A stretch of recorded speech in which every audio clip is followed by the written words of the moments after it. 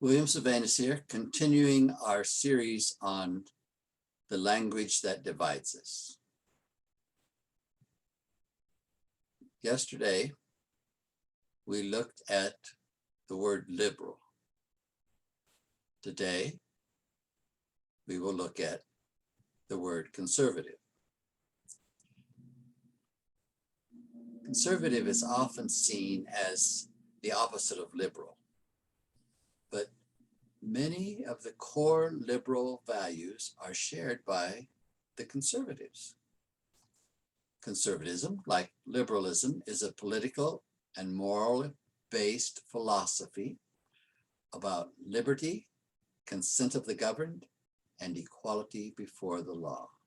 Conservatism, like liberalism, is a political and moral philosophy based on liberty, consent of the governed, and equality before the law.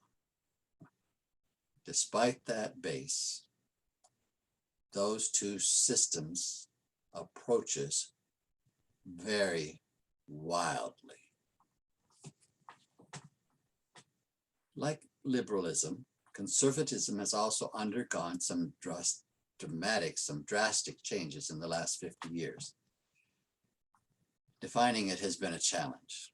So again, let's start our journey by using the dictionary. Conservative, adjective, averse to change or innovation, and holding traditional values. Averse means having a strong dislike of or opposition to. So let me put that in there. Having a strong dislike of or opposition to change or innovation. Please do not get averse mixed up with the other word, adverse, which means preventing success and development, harmful and unfavorable. Okay, I heard that snicker from the liberal crowd.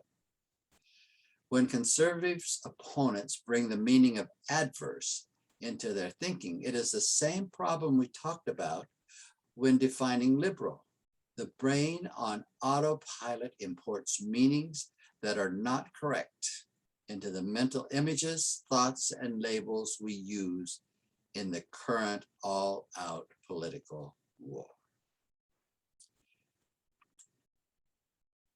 There are a number of terms that are similar to conservative and that play into the brain's automatic process negatively. Traditionalist, old-fashioned, conventional, unchanging, orthodox, hidebound, unenterprising. I haven't told you before, but the brain always has a first preference for the negative. It gets a little shot of dopamine when it gives you back a piece of negative. And so it gets a lot of business and it gets a lot of joy juice when giving you negative things, talking about politics. But you see, there are also positive synonyms for conservative, and this brain with its negative preference leaves them out, as does our current verbal wars. Conservative also means stable, cautious, prudent, careful, safe, and temperate. But those terms are of no use in an us-them fight-flight system of politics. Now, on to the second meaning. In the political context, favoring free enterprise, private ownership, and socially traditional ideas. Again, similar terms that play into the brain process are right-wing, reactionary, unprogressive, establishmentarian, ultra or alt-right, and fundamentalist. But believe it or not, in the political context, the opposite term for conservative is not liberal. It is socialist. Yep, the brain on autopilot gets that wrong too. Now, I'll reaffirm that identifying the core definitions and values of political conservatism has been much more difficult than finding classical liberalism. You see, much of what has been written about conservatism is clearly written by its opposition. But even when it's written by conservatives, it is so issue-centered that identifying the conservative values behind those issue statements is almost impossible. And while I'm neither conservative nor liberal, I was raised conservative, and even that did not help me find conservatism's foundation. But after much digging, I have settled on the following quote as the best classical description of conservative. I think it could easily be used as a start point for understanding, or I should say for the understanding needed to unlock cooperation, dialogue, respect, and problem solving. Here goes. Conservatives generally believe in personal responsibility, limited government, free markets, individual liberty, traditional American values, and a strong national defense. Also, they believe the role of government should be to provide people the freedom necessary to pursue their own goals. Conservative policies generally emphasize empowerment of the individual to solve problems. So from that, we pull these conservative core values: personal responsibility, limited government, free markets, individual liberty, traditional American values, and the empowerment of the individual. As nice as those sound, the presuppositions of conservatives concerning those core values is radically different than those of liberals.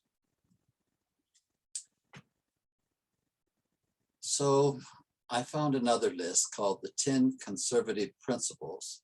It's presented by a conservative writer, thinker from basically back in the 1990s.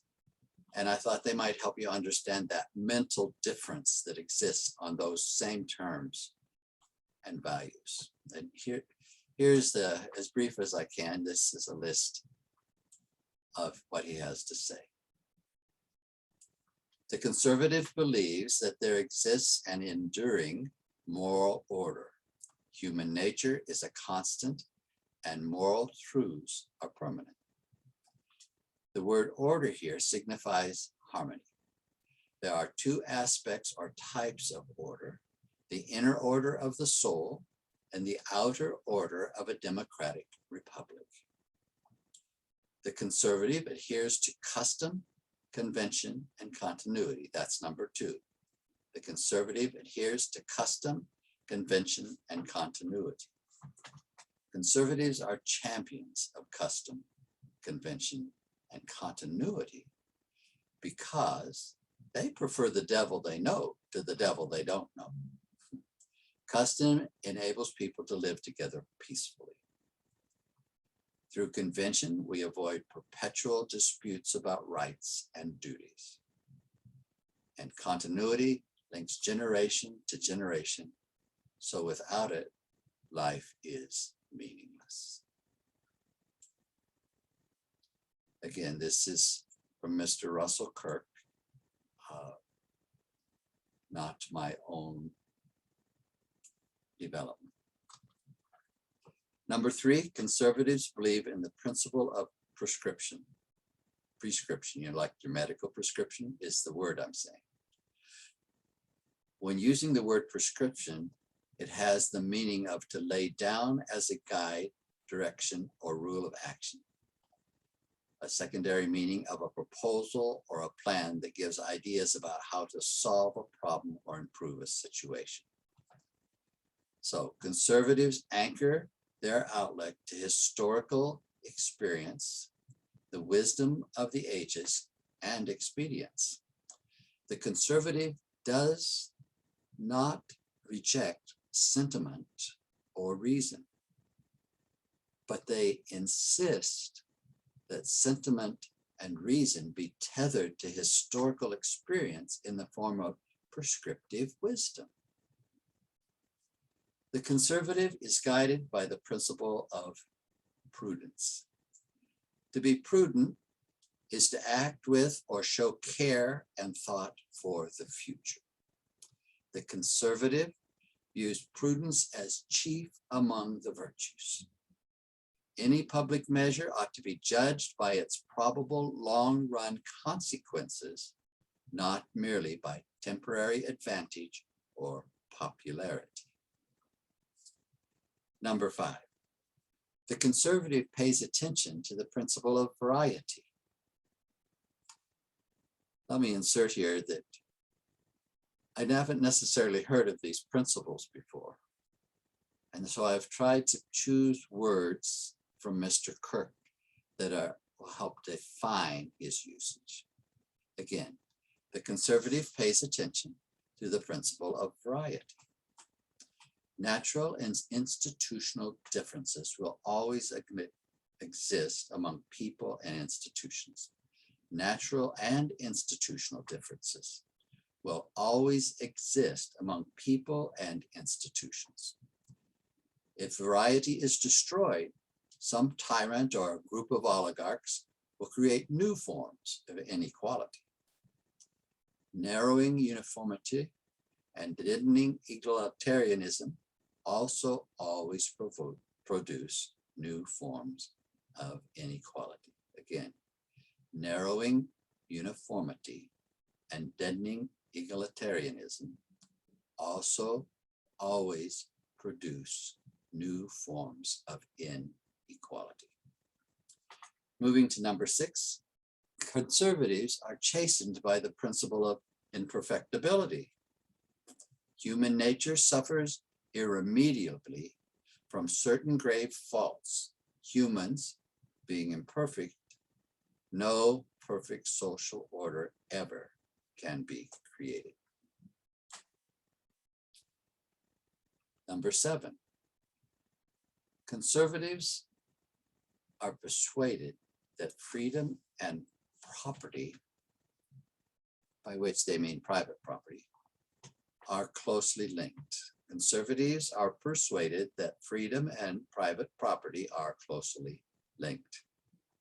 The more widespread the possession of private property, the more stable and productive a country is.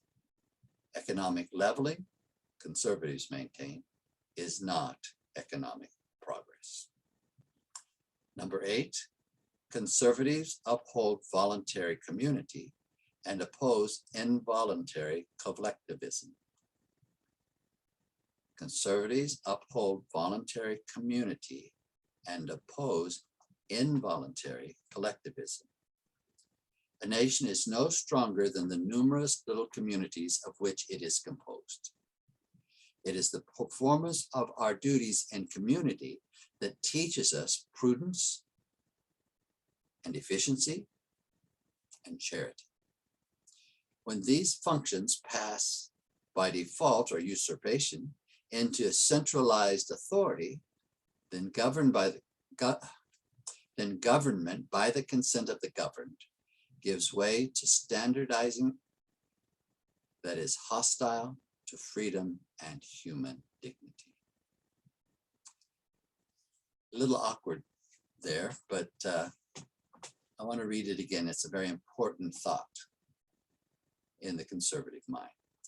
When these functions, that's the performance of duties in community, pass by default or usurpation to centralized authority, then government by the consent of the governed gives way to a standardizing process hostile to freedom and human dignity. Number 9, conservatives, or the conservative, perceives the need for prudent restraints upon power and upon human passions. The conservative perceives the need for prudent restraints upon power and upon human passions. Politically speaking, a power is the ability to do as one likes, regardless of the will of one's fellows. A state in which an individual or small group are able to dominate the wills of their fellows without check is despotism, even if it is called democratic. A just government maintains a healthy tension between the claims of authority and the claims of liberty.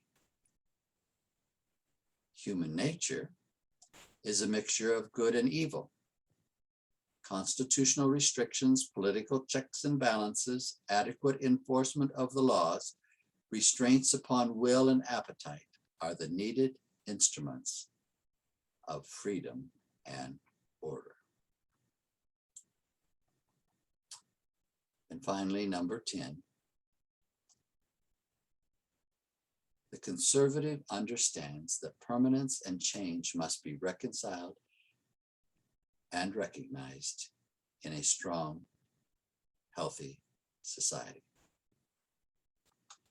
The conservative is not opposed to social improvement, but the conservative knows that any healthy society is influenced by two forces, permanence and progression.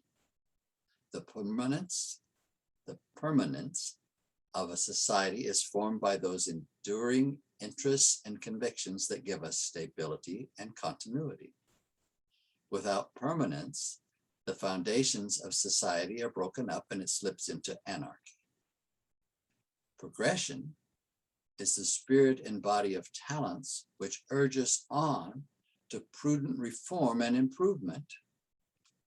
Without progression, a people stagnate.